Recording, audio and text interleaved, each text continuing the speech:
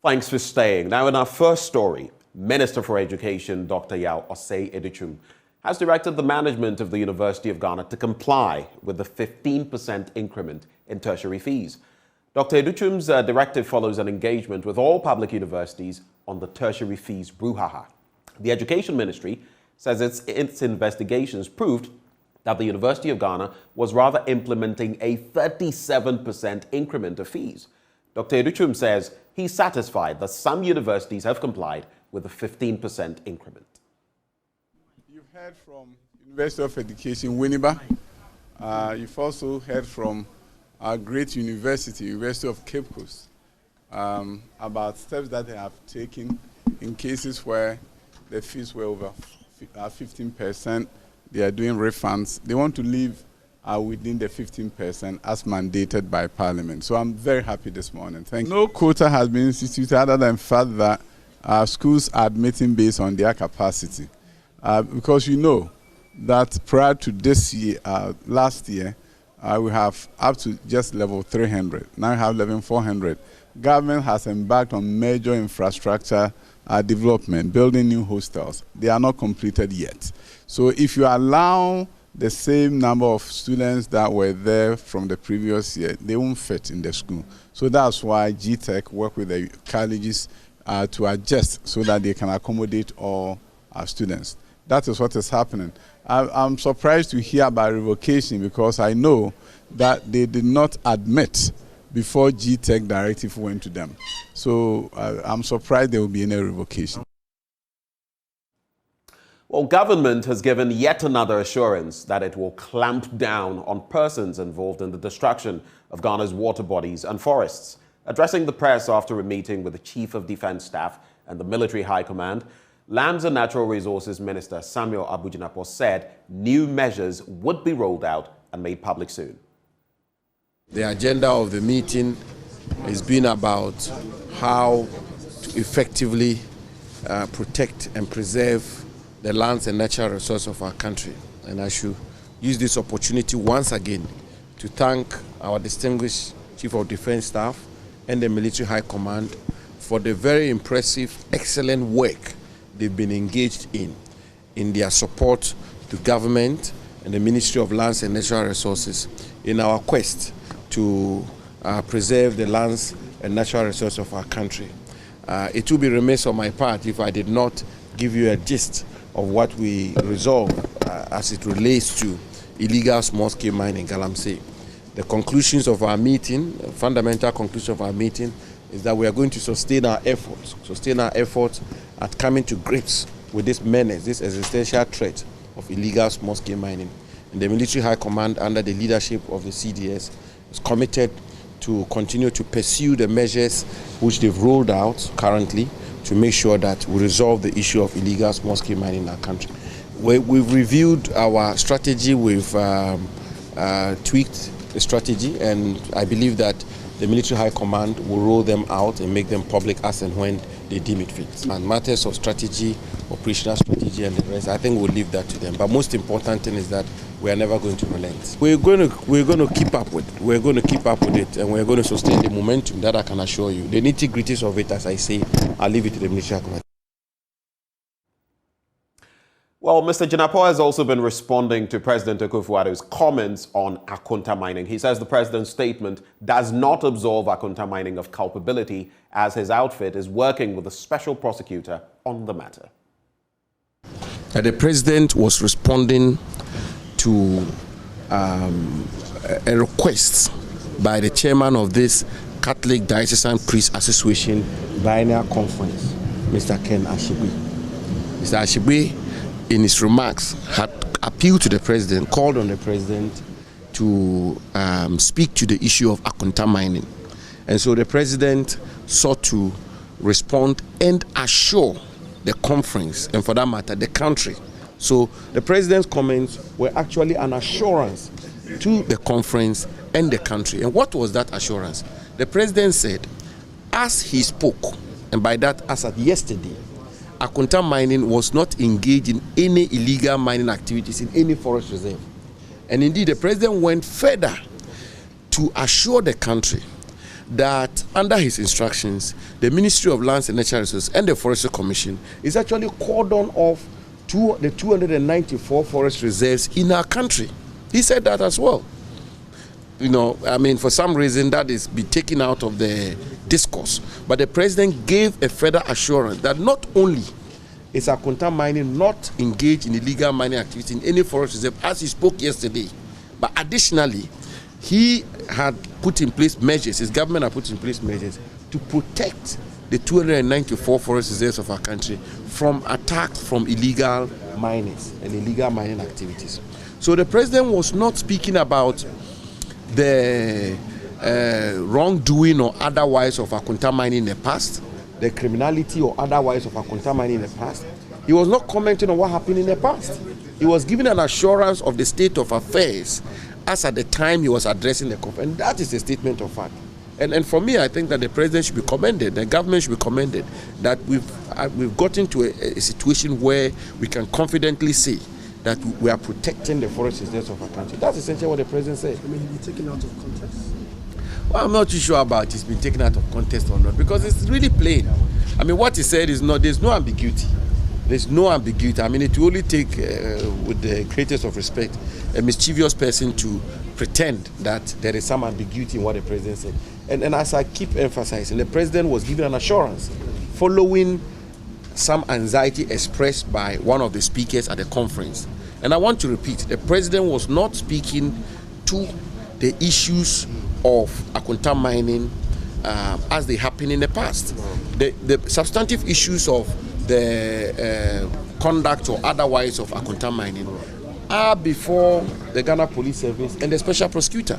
And the president was not speaking to that. The president was giving an assurance about the state of affairs as he spoke yesterday.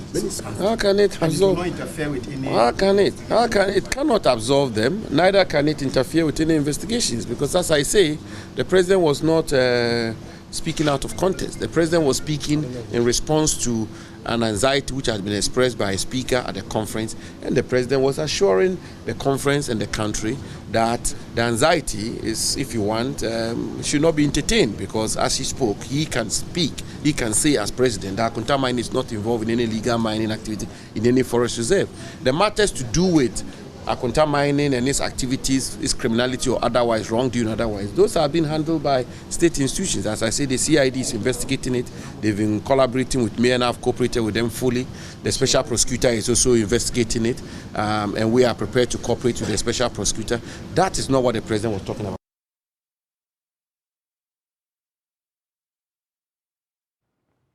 Well, economist and lawyer David Ofosu-Dorte is advocating an upper limit beyond which government cannot impose taxes. According to him, government's penchant for imposing taxes is only rendering the citizens poorer when it is expected to rather make them prosperous.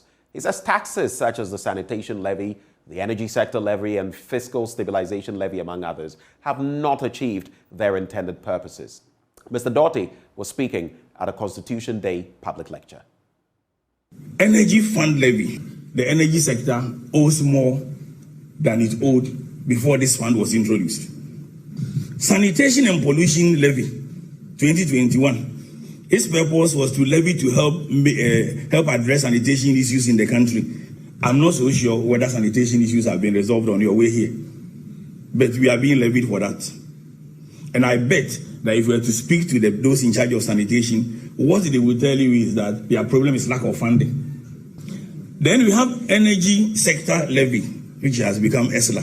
20 pesos per liter on petrol and diesel, 18 pesos on LPG. National Fiscal Stabilization Levy 2013, to levy taxes that are imposed on companies and institutions for fiscal stabilization. Is our fiscal regime stable? We all know the answer. It definitely is not stable. Tourism levy, to provide funding for tourism and tourism-related activities, 1% payable by a person of a tourism enterprise specified under the Act. So when you go to a restaurant, our tourism, you can make the judgment yourself. Road fund levy, it started, I think, initially at 10 pesos, went to 40, now 48 pesos. And it is support road maintenance. Again, you have the answer. whether the roads are being maintained.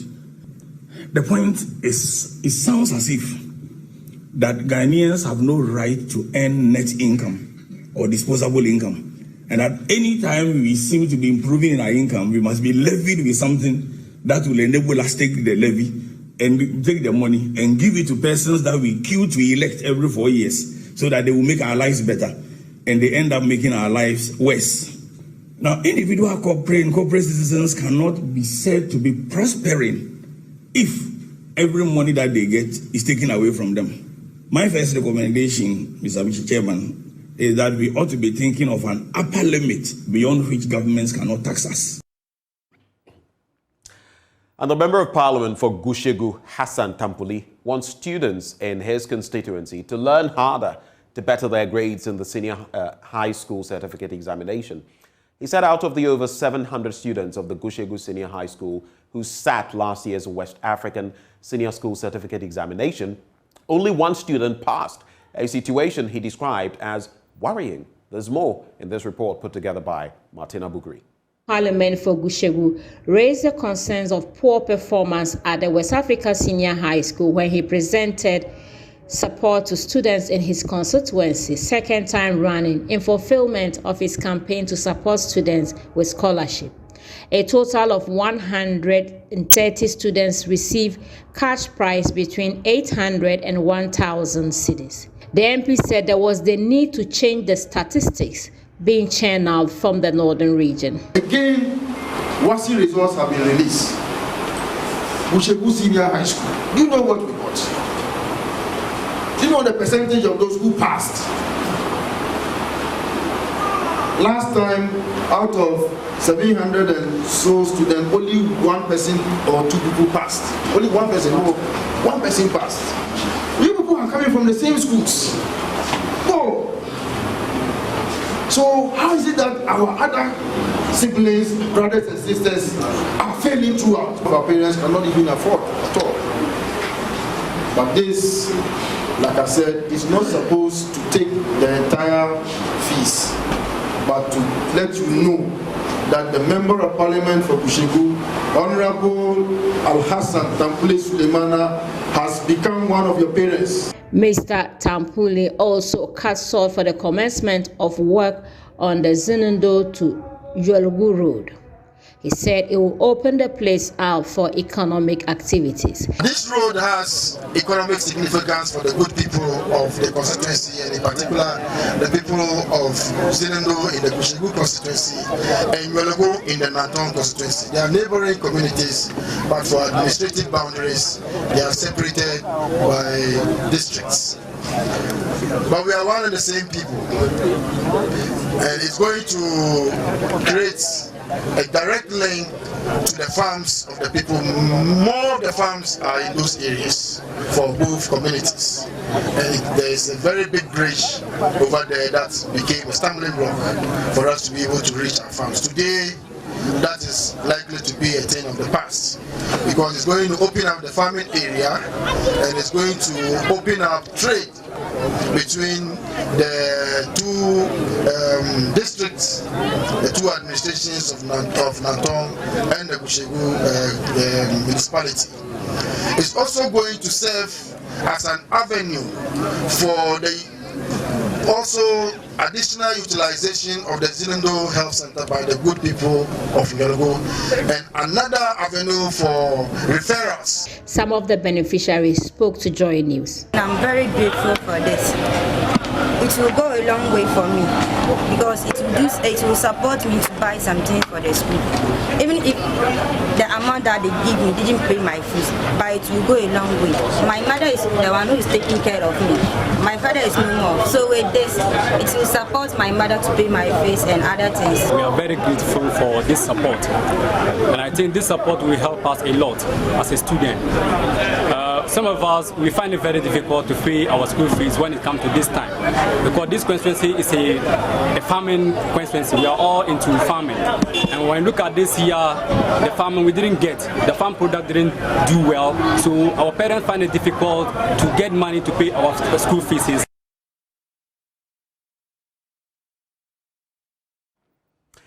And that is how we cap off the news this morning. But stay with us. Shortly, we'll bring you the news review. I'll be joined by Samuel Kojobris. We'll be right back.